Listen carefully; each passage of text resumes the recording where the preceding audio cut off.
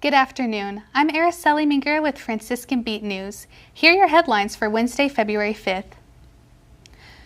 The AP News reports a suspect in a deadly shooting at an Ohio warehouse has been arrested.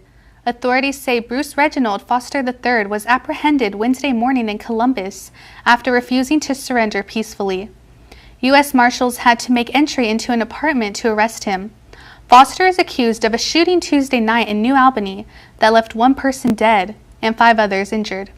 4 victims remain hospitalized, but their conditions are not being disclosed. Police have not yet determined a motive for the attack, and there were no reports of any prior dispute. WTRF reports a Steubenville mother charged with felony child endangerment will remain in custody after a judge upheld her $100,000 bond. Shayla Oxley, 20 years old, is accused of hitting her 1-month-old infant, who sustained injuries, including bruising and a brain bleed. In court Tuesday, a judge sent the case to a grand jury, despite defense arguments that Oxley is not a flight risk. The prosecution argued she poses a threat to the public due to the infant's injuries. Oxley admitted to striking the baby during a police interview. Medical professionals have stated the child is recovering, but remains at risk for long-term effects. Oxley is not allowed to see her child without approval from Children's Services. Fox News reports U.S. Immigration and Customs Enforcement is leading early morning immigration enforcement operations in Denver and Aurora, Colorado. The FBI confirmed that ICE, along with several federal partners, targeted members of the violent Venezuelan gang Tren de Aragua. After 100 gang members were reportedly the focus of today's arrest, though, it's unclear how many were taken into custody. The operation also targeted the Cedar Run apartments in Aurora, where 3 fentanyl-related deaths were reported in the past month. One resident expressed frustration with the raid, stating it was unfair to question neighbors about their immigration status. ICE defended the operation, calling the gang a public safety threat.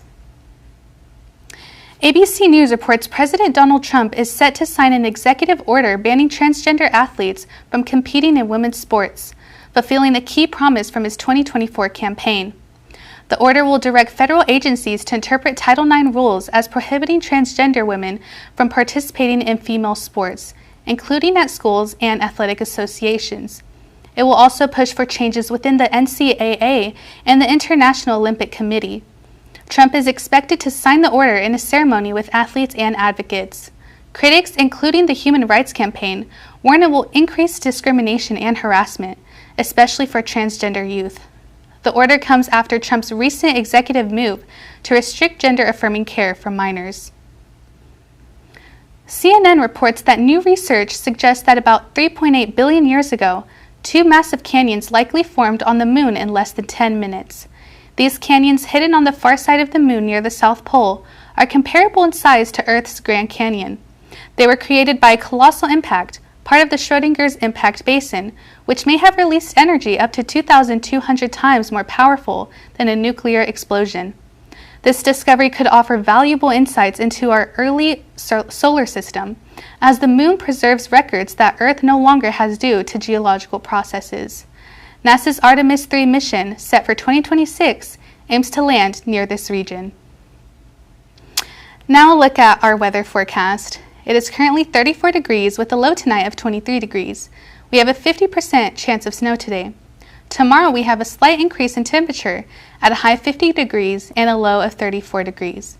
There will be an 85% chance of rain tomorrow. Friday we have a high of 36 degrees and a low of 25 degrees. Thanks for tuning into this Franciscan Beat News Brief. We will see you tomorrow. Good night and God bless.